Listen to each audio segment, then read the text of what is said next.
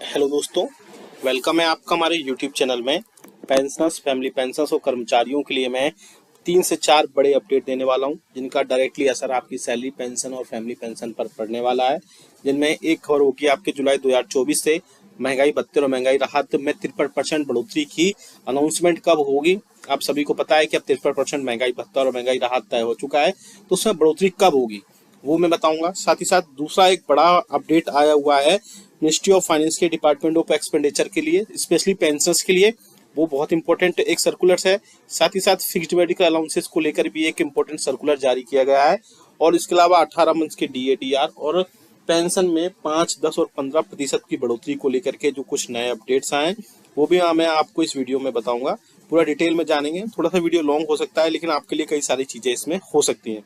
Video पूरा last तक देखिएगा। और अगर चैनल पर पहली बार आए तो चैनल को फ्री में सब्सक्राइब जरूर करेगा। सब्सक्राइब के ब्लैक बटन को प्रेस करके साथ ही साथ आप हमारे वीडियोस की लेटेस्ट इन्फॉर्मेशन के लिए घंटे के निशान को यानी कि बेल आइकन को प्रेस करना बिल्कुल मत भूलिएगा। तभी आपके पास हमारी वीडियोस की लेटेस्ट इन्फॉर्मेशन आ पाएगी और आप हमारे वीडियोस को इसी तरीके से आगे भी वॉच कर पाएंगे। आपको जानकारी से आपको इन्फॉर्मेशन एक जल्दी से दे दूं हमारे चैनल के रिगार्डिंग। आप हमारे चैनल पर वीडियोस तो कंटिन्यू देख रहे हैं, लेकिन उसको सब्सक्राइब नहीं कर रहे हैं, जिसके चलते आपके पास वीडियो बहुत लेट डिले हो जाते हैं और वो कई बार बहुत लेट आते हैं। सपोज अगर मैं कोई वीडियो आज अपलोड करता हूं तो आपको 4 दिन बाद दिखता है, जिसके चलते क्योंकि उसका रीजन सिर्फ एक होता है कि आपने यूट्यूब चैनल को हमारे सब्सक्राइब तो कर रखा होता है, बेल आइकन नहीं प्रेस कर रखा होता है। इसलिए थोड़ा सा टेक्निकल चीज बता दूंगा, आपको चैनल को सब्सक्राइब करने के बाद बेल आइकन को भी प्रेस करना है, तभी आपके पास हमारी वीडियोस की लेटेस्ट इन्फॉर्मेशन आ पाएगी और आप हमारी वीडियोस को इसी तरीके से आगे भी वॉच कर पाएंगे। चलिए जल्दी से लेकर चलते हैं पहली बड़ी खबर पर। जुलाई 2024 के DADR जो 53% है वो तय हो चुका है। All India consumer price index के जो आंकड़े थे वो फाइनली आ गए हैं और जो आंकड़ों की माने तो जो 53% महंगाई भत्ता और महंगाई राहत तय हो चुका है। अब बात करते हैं, ये तो सब चीज पता है, इसकी अनाउंसमेंट कब होगी। तो मैं आपको बता दूं, अनाउंसमेंट जैसे यूजुअली हमेशा होती रही है, सितंबर मंथ के लास्ट वीक में कभी भी एक कैबिनेट बैठक होगी। इस कैबिनेट बैठक में आपको जो है प्रेस इंफॉर्मेशन ब्यूरो की तरफ से एक नोटिफिकेशन सर्कुलर जारी किया जाएगा और आपको एक कैबिनेट बैठक के बाद में आपको एक 3% महंगाई भत्ते और महंगाई राहत की अनाउंसमेंट देखने को मिलेगी। मोस्ट प्रोबेबली चांसेस है कि आपकी जुलाई, अगस्त और सितंबर मंथ की एरियर्स के साथ में अक्टूबर मंथ की सैलरी और पेंशन के साथ में आपको जो है जुलाई मंथ का DADR देखने को मिले। साथ ही साथ 3% का जो एरियर्स भी आपको है 3 मंथ का आपको देखने को मिल सकता है। अब बात करते हैं दूसरी बड़ी अपडेट की, वो है 18 मंथ के DADR की लेकर के अभी राज्यसभा और लोकसभा दोनों में क्वेश्चंस पूछे गए थे, क्वेश्चंस रेज किए गए थे 18 मंथ्स DADR को लेकर के। मैंने अपने कुछ प्रीवियस वीडियोस में भी उनकी बात की थी और गवर्नमेंट ने क्लियरली बिल्कुल मना कर दिया था कि 18 मंथ्स का DADR का एरियर्स नहीं मिल सकता। लेकिन इसके रिगार्डिंग भी कई सारे उसमें अपडेट्स आए थे कि अब जो है इकोनॉमी बहुत अच्छी हो गई है, जिसके चलते कर्मचारियों और पेंशनर्स के जो 18 मंथ्स का DADR का एरियर्स है वो सरकार को देना चाहिए। अगर सरकार अच्छी सिचुएशन में नहीं है अभी भी पैसे देने की, तो 3 से 4 अलग अलग इंस्टॉलमेंट में देना चाहिए और लेकिन 18 मंथ्स का जो है आपका पैसा आपको खातों तक जरूर पहुंचना चाहिए। तो आप हमें कमेंट करके बताइएगा कि क्या आपको भी लगता है कि 18 मंथ्स का DADR का पैसा आपको जो है जो लाखों में तक बन सकता है बहुत सारे पेंशन कर्मचारियों को, वो आपको मिलना चाहिए।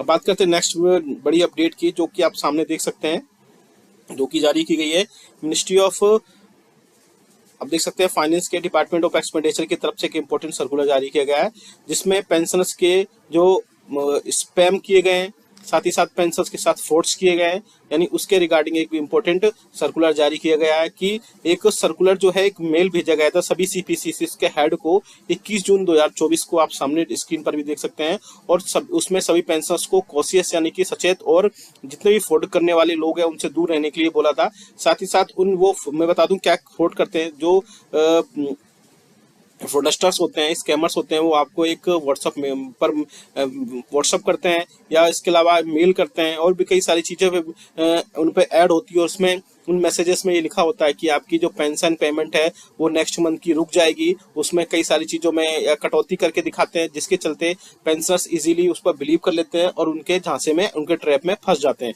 तो उसी के रिगार्डिंग यहाँ पर सभी CPCCs को बोला गया है स्पेशली कि सभी पेंशनर्स बिल्कुल सचेत रहें और इस टाइप के किसी भी टाइप के स्कैमर्स से उनके विक्टिम ना बने और जितनी हो सके पर्सनल इंफॉर्मेशन अपनी या फिर जो PPO नंबर है वो शेयर ना करें। इसके अलावा आपका डेट ऑफ बर्थ और बैंक अकाउंट डिटेल्स है वो भी किसी को शेयर ना करें। सीपीओ, बैंक, अदर गवर्नमेंट कभी भी आपके लिए सारी चीजों को रिक्वेस्ट पेंशनर्स से इन्फॉर्मेशन की कभी नहीं करता है। इसलिए ये सब चीजें आपके लिए बहुत इंपॉर्टेंट है, आपको इन सब चीजों से बच के रहना है, तभी आपके लिए फ्रॉड आपके साथ में बंद हो सकता है। क्योंकि पिछले कुछ दिनों ऐसा फ्रॉड्स हो चुके हैं, व्हाट्सएप पर ऐसे मैसेजेस आने लगे थे लोगों को, पेंशनर्स को, कि आपकी नेक्स्ट मंथ की पेंशन रुक जाएगी या फिर कटौती कर ली जाएगी, जिसके चलते उन सब पर उनके पैसे कट गए या बहुत सारी चीजें हुई, जिसके बाद में गवर्नमेंट ने एक्शंस लिए और सभी सीपीसीसीस के हेड को, उन सभी को एक इंस्ट्रक्शन दिया है कि आप ये सब चीजों से दूर रहें और किसी भी टाइप की आपकी पेंशन और इन सब चीजों पर कटौती नहीं होगी। नेक्स्ट आप देख सकते हैं गवर्नमेंट ऑफ इंडिया की तरफ से एक और इम्पोर्टेंट सर्कुलर जारी किया गया है, जिसमें पारिवारिक पेंशन प्राप्त कर रहे अविवाहित तलाकशुदा बेटियों की निश्चित चिकित्सा जो भत्ता प्रदान किए जाने हेतु, यानी कि आपका जो फिक्स्ड मेडिकल अलाउंसेस है उसके रिगार्डिंग एक बड़ा सर्कुलर जहाँ पे जारी किया गया है। पेंशन भोगियों को तलाकशुदा अविवाहित पुत्रियों जिन्हें माता पिता दोनों की मृत्यु के बाद पारिवारिक पेंशन या फैमिली पेंशन प्राप्त होती है को निश्चित चिकित्सा भत्ता देने के संबंध में कुछ संदर्भ प्राप्त हुए हैं। यह मामला बहुत समय से स्वास्थ्य निदेशालय और वित्त निदेशालय के परामर्श से कार्यालय में विचाराधीन था। अब स्वास्थ्य मंत्रालय द्वारा यह निश्चित किया गया है कि ऐसे पेंशन होगी जो कि तलाकशुदा हैं, अविवाहित पुत्रियां हैं और ऐसे सरकारी कर्मचारी जो अपने सेवानिवृत्ति के वक्त भारतीय रेल चिकित्सा मैनुअल IRMM के पैरा 612A के अनुसार सेवानिवृत्त कर्मचारी उदारीकृत स्वास्थ्य योजना जो कि RELHS होती है का विकल्प चुनते समय उनकी मृत्यु के वक्त आश्रित हो, उन दोनों प्राइमरी कार्ड होल्डर और इसके अलावा और भी चिकित्सा सुविधा जो प्राप्त होती थी उसमें विधवा तलाकशुदा अविवाहित पुत्रियों को आश्रित देने के बाद में निर्धारित शर्तें पूरी होती है। अब उसके लिए इसमें कई सारी चीजें होंगी कि अब जो अंतर्गत इस पूरी डिटेल्स के अंतर्गत चिकित्सा भत्ता के प्राप्त करने के लिए निर्धारित सभी नियमों और शर्तों को पूरा करने के पश्चात चिकित्सा भत्ते यानी कि फिक्स्ड मेडिकल अलाउंसेस या जिसे बोल सकते हैं निश्चित चिकित्सा भत्ते के लिए पात्र होंगे। इस बोर्ड के दिनांक 7/7/2014 के पत्र संख्या के अधिक्रमण में ये सारी चीजें कर दी गई हैं। साथ ही साथ अब अगर ऐसी चीजों पर है तो उसमें सभी लोगों को जो जिनकी भी विधवा तलाकशुदा या अविवाहित पुत्रियां हैं उन सबको फिक्स्ड मेडिकल अलाउंसेस वहां पर प्रोवाइड कराया जाएगा। अब बात करते हैं एक और बड़ी अपडेट की, जो कि है आपकी सैलरी पेंशन में लेकर के। आपको पता है कि अब 15 अगस्त का निकल गया है, जिसमें कई सारे लोग बोल रहे थे या न्यूज में भी ऐसा आ रहा था कि 18 मंथ के DA/DR या पेंशन में बढ़ोतरी हो सकती है, लेकिन ऐसा नहीं हुआ। मैं आपको पहले भी बता दूं कि ये सब वैसे फेस्टिवल्स आते रहते हैं, लेकिन बढ़ोतरी जो होती है ऑफिशियल कैबिनेट की बैठक होती है, PIB की प्रेस इन्फॉर्मेशन ब्यूरो की तरफ से सारी चीजें निकल कर आती हैं, उसके बाद ही सारी चीजें होती है और वहां पर सारी चीजें अपडेट होती हैं और वहां पर होने के बाद में ही सारी चीजों पर अपडेशन हो पाता है। बात करते हैं पेंशनर्स के 5, 10 और 15% बढ़ोतरी को लेकर के। कुछ दिन पहले यूनियंस और एसोसिएशन ने कैबिनेट बैठक के साथ कैबिनेट सचिव के साथ बैठक भी की थी, जिसमें 5, 10 और 15% पेंशन में बढ़ोतरी के लेकर के, इसके अलावा और भी कई सारे मुद्दे थे, जिसमें 8वां वेतन आयोग, ओल्ड पेंशन स्कीम और 18 मंथ के DA/DR, इसके अलावा भी कई सारे इश्यूज थे। एक चार्टर डिमांड वहां पर भेजा गया था कैबिनेट सेक्रेटरी को, जिसमें 8 से 10 चार्टर डिमांड थी। उसके अलावा उनमें सबसे बड़ी डिमांड जो थी 18 मंथ के DA/DR का एरियर्स, साथ ही साथ पेंशन में 5, 10 और 15% की बढ़ोतरी को लेकर के। सपोज आपकी अगर एज 60 से 65 साल है तो आपकी 5% बढ़ोतरी, फिर 66 से 70 साल में फिर से 5% की बढ़ोतरी, और 70 से 75 साल में यानी 71 से 75 के बीच में फिर से 5%, और 75 से लेकर के 79% के बीच 79 ईयर्स के बीच में आपको 5% की बढ़ोतरी दी जाए। तो ऐसे करके पेंशन में बढ़ोतरी की जाए, जिससे कि पेंशनर्स को काफी हद तक राहत मिल सके, क्योंकि पेंशनर्स की बेसिक पेंशन में किसी भी टाइप से बढ़ोतरी न की जाती है जब तक कि उनकी उम्र या आयु जो है आपकी 80 साल की सर्विस, 80 साल की एज पूरी न कर ले। 80 साल की एज पूरी करने के बाद उनकी बेसिक में 20% और 100 साल की एज पूरी करने के बाद या आयु पूरी करने के बाद आपको 100% पेंशन दे दी जाती है। लेकिन ऐसे में सबसे ज्यादा जो पेंशन आते हैं वो 60 ईयर्स से 79 ईयर्स के बीच में आते हैं और उनको बेसिक पेंशन में किसी भी टाइप से बढ़ोतरी नहीं होती है। तो जिसके चलते पेंशन और एसोसिएशन ने सरकार को चार्टर ऑफ डिमांड सौंपा है, जिसमें कर्मचारियों पेंशन के कई सारे इशूज हैं, जिनमें 18 मंथ के DA/DR के अलावा पेंशन में बढ़ोतरी को लेकर के भी एक बड़ा इशूज रखा गया है। जल्द से जल्द इस पर कोई ना कोई अपडेट जरूर निकल कर आएगा। जो भी अपडेट होगा हम आपको जरूर बता देंगे। आपको ये वीडियो अच्छा लगा तो लाइक करेगा। साथ ही साथ आपको अगर पेंशनरी बेनिफिट से रिलेटेड कोई समस्या है, कोई डाउट है, तो आप कमेंट बॉक्स में कमेंट करिएगा। नेक्स्ट वीडियो में उसको लेंगे। साथ ही साथ वहां पर आपके जो भी डाउट्स होंगे, आपके प्रॉब्लम्स होगी, अब सॉल्व करने की पूरी कोशिश करेंगे। ये वीडियो अच्छा लगा तो लाइक करेगा, शेयर सभी के साथ करिएगा। ऐसी न्यूज इन्फॉर्मेशन अपडेट्स के लिए चैनल को भी फ्री में सब्सक्राइब कर लेगा। मिलते हैं आपको नेक्स्ट वीडियो में। Thank you so much. Welcome है आपका हमारे YouTube चैनल में। आज मैं आपको 8वें वेतन आयोग पर बहुत सारी और बहुत ही इंपॉर्टेंट अपडेट्स दूंगा। मैं आपको बताऊंगा कि 8वें वेतन आयोग में क्या आपका फिटमेंट फैक्टर हो सकता है। सारा एक चार्ट लेकर आया हूं, डिटेल में बात करेंगे पूरा 8वें वेतन आयोग पर। आपके ग्रेड पे, आपके लेवल के हिसाब से क्या क्या आपका बेसिक होगा 8वें वेतन आयोग में, वो भी मैं बताऊंगा। क्या फिटमेंट फैक्टर हो सकता है, वो भी मैं बताऊंगा। साथ ही साथ 4th, 5th, 6th और 7th पे कमीशन में कितने % की हाइक हुई आपकी, क्या फिटमेंट फैक्टर रहा, कितनी मिनिमम बेसिक सैलरी थी, कितनी मिनिमम बेसिक पेंशन थी, उस पर भी बात करेंगे। और जानेंगे कि 8वें वेतन आयोग का जो प्रपोजल है वो गवर्नमेंट कब तक दे सकती है, कब तक लागू हो सकता है, क्या सारे इसमें अपडेट्स होंगे। यानी एक ही वीडियो में आपके 8वें वेतन आयोग पर यानी कि 8th CPC पर सारे अपडेट्स मिल जाएंगे। साथ ही साथ आप अपनी बेसिक पेंशन और बेसिक सैलरी भी देख पाएंगे अगर 8वां वेतन आयोग जिस हिसाब से लागू हो सकता है। तो पूरा डिटेल में बात करेंगे, इसलिए इस वीडियो को पूरा लास्ट तक देखिएगा। और अगर चैनल पर पहली बार आए तो चैनल को फ्री में सब्सक्राइब जरूर करिएगा। सब्सक्राइब के ब्लैक बटन को प्रेस करके साथ ही साथ आप हमारी वीडियोस की लेटेस्ट अपडेट्स के लिए, लेटेस्ट इन्फॉर्मेशन के लिए बेल आइकन को यानी घंटे के निशान को प्रेस करना बिल्कुल मत भूलेगा। तभी आपके पास हमारी वीडियोस की लेटेस्ट अपडेट्स आ पाएगी और आप हमारी वीडियोस को इसी तरीके से आगे भी वॉच कर पाएंगे। सबसे पहले जानते हैं कि किन पे कमीशन में कितनी बढ़ोतरी हुई। थोड़ा एक रफली आइडिया लगेगा इससे कि 8th पे कमीशन में कितनी बढ़ोतरी हो सकती है। सामने एक आप चार्ट देख पा रहे हैं जिसमें 8th जिसमें पे कमीशन लिखा गया है। दूसरे नंबर पे आप देख सकते हैं कितने % हाइक हुआ वो देख सकते हैं, क्या फिटमेंट फैक्टर रहा वो यहाँ पर है, साथ ही साथ कितनी मिनिमम बेसिक सैलरी थी और उसके हिसाब से यहाँ पर किस हिसाब से बढ़ोतरी हुई। तो सबसे पहले हम बात करते हैं 4th पे कमीशन की। 3rd पे कमीशन से 4th पे कमीशन में जब हम आए तो वहां पर 27.6% की टोटल बढ़ोतरी हुई बेसिक में। फिटमेंट फैक्टर वहां पर नहीं था और मिनिमम बेसिक सैलरी उसके बाद हुई 750 रुपए। अब आगे चलते हैं 5th पे कमीशन में। जब 5th पे कमीशन आया तो 31% की यहाँ पर बेसिक सैलरी में बढ़ोतरी हुई। फिटमेंट फैक्टर यहाँ भी नहीं था और बेसिक सैलरी 750 रुपए से बढ़ करके 2550 रुपए यहाँ पर हुई। अब बात करते हैं 6th पे कमीशन की। इसमें बढ़ोतरी हुई 54% की और यहां से अब फिटमेंट फैक्टर इंट्रोड्यूस हुआ, यानी कि 2250 रुपए में 1.876 का मल्टीप्लाई करने के बाद रफली 7000 रुपए यहां पर आए। यानी फिटमेंट फैक्टर ऐसा क्रूशियल रोल प्ले करता है जब आपकी बेसिक सैलरी जो भी होगी और एक फिटमेंट फैक्टर निकल कर आएगा, उसके बाद ही यहां पर आपकी टोटल बेसिक सैलरी या बेसिक पेंशन काउंट होगी। सपोज करिए नेक्स्ट की बात करते हैं हम, यानी कि 7th पे कमीशन में 14.29% की बढ़ोतरी हुई और फिटमेंट फैक्टर अभी आपका जो प्रेजेंट में है वो 2.57 है। और बेसिक सैलरी की बात करें तो आपकी बेसिक सैलरी 18,000 रुपए और आपकी बेसिक जो पेंशन है वो 9,000 रुपए। और वो आती कैसे है, आपका जो भी प्रीवियस में 7,000 आपकी पे कमीशन में था और उसमें 2.57 का मल्टीप्लाई जब किया गया तो आप देख सकते हैं कि रफली एग्जैक्ट 18,000 नहीं आते हैं, रफली 18,000 रुपए आए, 17,500 आए तो उसको 18,000 रुपए बेसिक बनाएगा। अब बात करते हैं कि 8वें वेतन आयोग में कितने % का हाइक होगा, क्या फिटमेंट फैक्टर हो सकता है और कितनी मिनिमम बेसिक सैलरी या मिनिमम बेसिक पेंशन हो सकती है। अब हम उसकी बात करेंगे। आपने देखा यहाँ पर 4th से 5th के कमीशन में आप देख सकते हैं 31% का हाइक हुआ। 6th पे कमीशन में 54% का हाइक हुआ। 7th पे कमीशन में 14.29% का हाइक हुआ। वहीं बात करते हैं अगर 6th पे कमीशन की, उसमें फिटमेंट फैक्टर 1.86 रहा। वहीं 7th पे कमीशन की बात करते हैं, उसमें फिटमेंट फैक्टर 2.57 है जो करंटली अभी चल रहा है। अब बात करेंगे कि क्या 8वें वेतन आयोग में क्या फिटमेंट फैक्टर होना चाहिए। पहले आप भी वीडियो को रनिंग में ही कमेंट कर सकते हैं कि आपके हिसाब से कितना फिटमेंट फैक्टर होना चाहिए या कितने % की हाइक पेंशन और सैलरी में होने चाहिए जिससे आपकी मिनिमम बेसिक पेंशन और मिनिमम बेसिक सैलरी हो।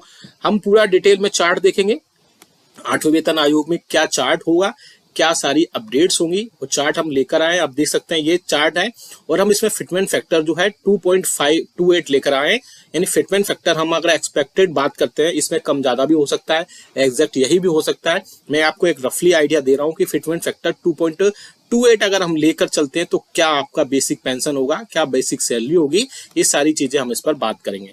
लेकिन सबसे पहले इस चार्ट पर, इस टेबल पर बात करने से पहले हम थोड़ा सा ये बात कर लेते हैं कि 8वें वेतन आयोग का प्रपोजल कब तक आ सकता है, क्या इसमें अपडेट्स आएंगे, वो हम यहाँ पर देख लेते हैं। सबसे पहले आप देख सकते हैं मीडिया में जो खबरें आई उन पर बात करें थोड़ा सा। 8th pay commission central government receives proposal expected to be unveiled in July 2024। यानी कि जुलाई 2024 तक सेंट्रल गवर्नमेंट एक प्रपोजल एक्सपेक्ट कर रहे हैं सेंट्रल गवर्नमेंट से। आप देख सकते हैं इसमें central government has received a comprehensive proposal to establish the 8th Central Pay Commission (CPC) timed with the upcoming budget for 2024 expected to be unveiled in July. The proposal aims to review and revise the basic pay, allowances, pensions and other benefits for central government employees and pensioners. यानी कि जुलाई में जो budget session है, जो आने वाला budget session है, उसमें इस पर बात हो सकती है। आगे आप देख सकते हैं urgent call for the 8th pay commission. Mister Shiv Gopal Mishra, secretary of the national council staff side of joint consultative machinery यानी JCM for central government employees has urged the government to prioritize the formation of 8th CPC. In a detailed letter to the cabinet secretary, Mishra highlighted the need for this commission to address the economic challenges faced by the government employees and government pensioners. तो आप देख सकते हैं कि जो NCJCM के secretary है mister Shivgopal Mishra, उन्होंने गवर्नमेंट को एक लेटर लिखा है और लेटर में 8वें वेतन आयोग को जल्द से जल्द लाने की, जल्द से जल्द फॉर्म करने की बात कही गई है, क्योंकि इकोनॉमिक जो भी चैलेंजेस हैं वो बहुत ज्यादा फेस करने पड़ रहे हैं गवर्नमेंट एम्प्लॉइज को और गवर्नमेंट पेंशनर्स को। अब बात करते हैं थोड़ा सा बैकग्राउंड की और क्या टाइमिंग हो सकती है 8वें वेतन आयोग की, उस पर भी एक बड़ी हम यहाँ पर डिस्कशन करेंगे। Traditionally, the central government commission is formed every 10 years to evaluate and recommend changes to the pay structures, allowances and benefits of central government employees, incorporating necessary adjustment for inflation. यानी कि 8वें वेतन आयोग या कोई भी पे commission होता है वो उसका एवोल्यूशन और रिकमेंडेशन किए जाते हैं, उसके वेतन भत्ते और जो भी बेनिफिट्स होते हैं सेंट्रल गवर्नमेंट एम्प्लॉइज और पेंशनर्स के, वो इन्फ्लेशन के चलते ऐसा सब किया जाता है। द 7th पे commission established by the prime minister on February 28, 2024 implemented its recommendation starting from 1/2016। आपको पता ही कि 7वें वेतन आयोग का गठन 28 फरवरी 2024 को किया गया था, जो कि 2014 को किया गया था, जो कि 1 जनवरी 2016 से लागू किया गया था। अब बात करते हैं CPC कब से स्टार्ट हो सकता है। The 8th CPC is proposed to commence from 1 जनवरी 2026, यानी कि एक जो आपका 8वां वेतन आयोग है एक्सपेक्टेड है कि 1 जनवरी 2026 से इसे एक्सपेक्ट किया जा रहा है। However, the government has yet to announce the formal establishment, leaving over 1 crore central government employees and pensions awaiting updates। आप देख सकते हैं कि जो सेंट्रल गवर्नमेंट के 1 करोड़ एम्प्लॉइज और पेंशनर्स है वो 8वें वेतन आयोग का इंतजार कर रहे हैं और देखना होगा कि कब तक इसमें क्या क्या चीजें अपडेट होती हैं। मोस्ट प्रोबेबली चांसेस है कि जुलाई तक इसमें कोई ना कोई अपडेट निकल कर आएगा और उसके बेसिस पर हम फिटमेंट फैक्टर के बढ़ोतरी होने के बाद कर्मचारियों, पेंशनर्स और फैमिली पेंशनर्स का 8वें वेतन आयोग का गठन हो सकता है। हम प्रोजेक्शन की बात कर रहे हैं यहाँ पर, इसमें कोई भी बढ़ोतरी या कमी हो सकती है। प्रोजेक्टेड है 8th पे कमीशन के हिसाब से अगर हम बात करते हैं यहाँ पर, तो आप देख सकते हैं 8th CPC for level 1 to level 5 fitment factor की बात करें यहाँ पर, क्योंकि मैंने अभी प्रीवियस बताया कि फिटमेंट फैक्टर ही सबसे बड़ा रोल, क्रूशियल रोल प्ले करेगा आपकी पेंशन, आपकी सैलरी में कितनी बढ़ोतरी होती है। तो आप देख सकते हैं हमने level 1, level 2, level 3, level 4, level 5 के यहाँ पर टेबल लेकर आए हैं, जिसमें 6 पे कमीशन, 8वें पे कमीशन में कितनी बेसिक आपकी होने जा रही है वो अब इस टेबल में बताने जा रहे हैं। तो आप सबसे पहले बात करते हैं लेवल 1 की। अगर आपका बेसिक इस टाइम पे 18,000 रुपए है तो आपका 8th पे कमीशन में फिटमेंट फैक्टर 2.28 के बेसिस पर 41,000 रुपए हो सकता है। वही बात करें इसमें आपका लेवल 1 में अगर आपकी बेसिक 18,500 रुपए है तो 42,000 रुपए आपका बेसिक हो सकता है। वहीं हम बात करें लेवल 1 में आपका अगर बेसिक 19,100 रुपए है तो 43,400 रुपए यहाँ पर हो सकता है। ऐसे ही इसमें बढ़ोतरी होती है, 19,700 है तो 44,700 हो जाएगा, 20,300 है तो 4600 हो जाएगा, 20,900 है तो 47,400 हो जाएगा, 21,500 है तो 48,800 हो जाएगा, 2200 है 50,200 हो जाएगा, 22 और 800 है तो 51,800 हो जाएगा। ऐसे ही करके इसमें बढ़ोतरी होती जाएगी। आप ये टेबल का स्क्रीनशॉट भी ले सकते हैं या फिर आप कमेंट बॉक्स में यस लिखेंगे, वहां से आप ये टेबल सीधा सीधा डाउनलोड कर पाएंगे। आप देख सकते हैं आपकी जो भी बेसिक होगी उसके हिसाब से आप यहाँ पर टेबल देख लीजिएगा और आप अपना जो भी आपका बेसिक है वो यहाँ से डाउनलोड कर पाएंगे। काफी बड़ी टेबल है, आप इसमें 40 कॉलम्स बनाए गए हैं। अब बात करते हैं लेवल 2 की। अगर लेवल 2 में आप अगर आते हैं और आपका अगर बेसिक जो है वो 19,900 है तो 8 पे कमीशन में आपका फिटमेंट फैक्टर 2.28 के बेसिस पर आपका जो सैलरी बेसिक होगा वो 45,400 रुपए होगा। वहीं अगर हम बात करें आपका लेवल 2 में 20,500 अगर आपका बेसिक है तो 8 पे कमीशन में 46,700 रुपए हो सकता है। वहीं बात करें हम 21,100 रुपए अगर आपका बेसिक है तो 48,100 रुपए हो जाएगा और अगर 21,700 रुपए आपका अगर बेसिक है तो 49,500 रुपए आपके बेसिक होने की पॉसिबिलिटीज हैं। वहीं आप अगर टेबल को इसको देखें तो सारे बढ़ते हुए क्रम में आपकी 8th पे कमीशन में कितना टेबल होगा, कितना आपका फिटमेंट फैक्टर के बेसिस पर होगा, वो आपका हो सकता है। वहीं हम लेवल 3 की बात करें, अगर आपका लेवल 3 में जो ग्रेड पे है वो 2000 रुपये है, आप देख सकते हैं लेवल 3 में बेसिक अगर आपका 21,700 रुपये है तो आप 49,500 रुपये यहाँ पर आपका बेसिक हो सकता है। यहीं बात करें अगर हम आपका बेसिक 22,400 रुपये है तो 51,100 रुपये तक इसमें पॉसिबिलिटीज जताई जा रही है। वहीं बात करें अगर हम फिर से 23,100 रुपये इसका बेसिक है तो 52,700 रुपये बेसिक हो सकता है। लेवल 3 में फिर से अगर हम आपका बेसिक बात करें 23,800 तो 54,300 यहाँ पर हो सकता है। फिर से अगर हम बात करें 24,500 तो 55,900 आपका यहाँ पर बेसिक दिखाई दे रहा है। बात करें फिर से लेवल 4 जो कि ग्रेड पे होता है 2400, इसमें अगर हम बात करें तो 7 CPC में बेसिक स्टार्ट होता है 25,500 से, तो 8वें वेतन आयोग में 2800 ग्रेड पे होने के बाद 2800 फिटमेंट फैक्टर 2.28 होने के बाद आपका बेसिक 58,100 रुपये हो सकता है। वहीं 26,300 की बात करें, अगर आपका बेसिक 26,300 होता है तो 60,000 रुपये आपका बेसिक हो सकता है।